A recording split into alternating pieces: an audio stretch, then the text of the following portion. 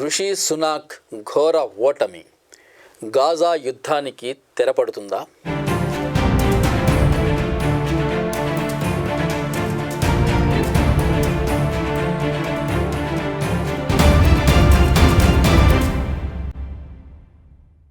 United కింగ్డమ్లో July 4న జరిగిన ఎన్నికలు ఆశ్చర్యకరమైన ఫలితాలను వెలువరించాయి.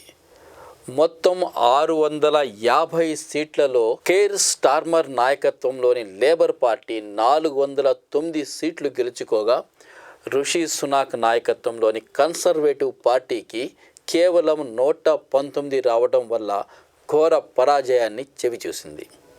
అయితే గోధీ మీడియా లాగా కాకుండా అక్కడి ఎగ్జిట్ పోల్స్ ఈ ఫలితాలను ఖచ్చితంగా అంచనా వేయడం గమనార్హం. కీర్ స్టార్మర్ ఇప్పుడు బ్రిటన్ ప్రధానిగా ఎన్నికయ్యారు. ఆయన బ్రిటన్ పాలనా పగ్గాలు చేపట్టిన తర్వాత ఎలాంటి మార్పులు రావచ్చనేది ఇప్పుడు చాలా దేశాల్లో ఆసక్తికరంగా మారింది. లేబర్ పార్టీ నేతగా ఆయన బాధ్యతలు చేపట్టినప్పటి నుంచి పాలస్తీనా సానుకూల వైఖరి ప్రదర్శిస్తూనే వచ్చారు. ఇజ్రాయిల్ పాలస్తీనా సమస్యకు 2 దేశాల పరిష్కారం పట్ల తన నిబద్ధతను చాలాసార్లు ప్రకటించారు. లేబర్ పార్టీ ఎప్పటి నుంచో ఈ విధానానికి కట్టుబడి ఉంది. స్వతంత్ర పాలస్తీనా, ఇజ్రాయిల్ దేశాల మధ్య సుహృద్భావ సంబంధాలతో స్వతంత్ర దేశాలుగా ఏర్పడాలన్నది లేబర్ పార్టీ విధానం. ఇజ్రాయిల్ పాలస్తీనా సమస్యపై స్టార్మర్ వైఖరి పాలస్తీనా హక్కులను సమర్థించడంతో పాటు బ్రిటన్లో యూదులతో బలమైన సంబంధాలు కూడా కొనసాగిస్తూ సమతుల్యంగా వ్యవహరిస్తున్నారు. యాంటీ సెమిటిజం అంటే యూదు వ్యతిరేకత ఆరోపణల నేపథ్యంలో ఈ సమతుల్యత చాలా ముఖ్యమైనది. యాంటీ సెమిటిజాన్ని నిర్ద్వంద్వంగా ఖండించడం ద్వారా యూదు ఓటర్ల నమ్మకాన్ని కూడా సాధించుకున్నారు. ప్రధానిగా స్టార్మర్ పాలస్తీనా విషయంలో ఎలా వ్యవహరిస్తారన్నది ఆలోచించవలసిన విషయం. దౌత్య ప్రయత్నాలకు స్టార్మర్ ప్రాధాన్యం ఇస్తారని అర్థమవుతుంది.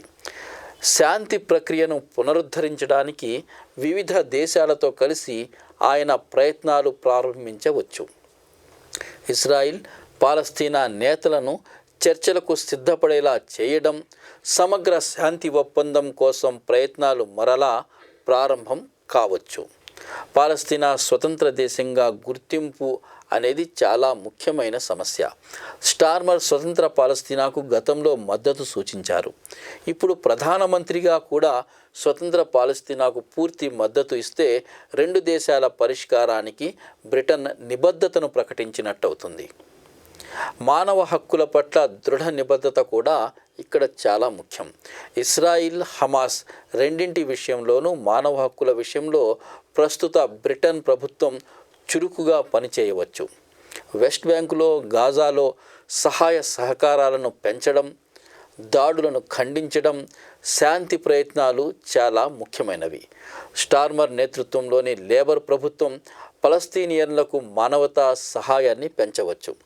గాజా, వెస్ట్ బ్యాంకుల్లో ప్రస్తుతమున్న విషాదకర పరిస్థితుల దృష్ట్యా వారిని ఆదుకోవడానికి, పాలస్తీనా ప్రజల జీవన ప్రమాణాలు మెరుగుపరచడానికి, ఆర్థిక వృద్ధిని ప్రోత్సహించే అభివృద్ధి ప్రాజెక్టులకు స్టార్మర్ ప్రభుత్వం మద్దతు ఇచ్చే అవకాశాలున్నాయి.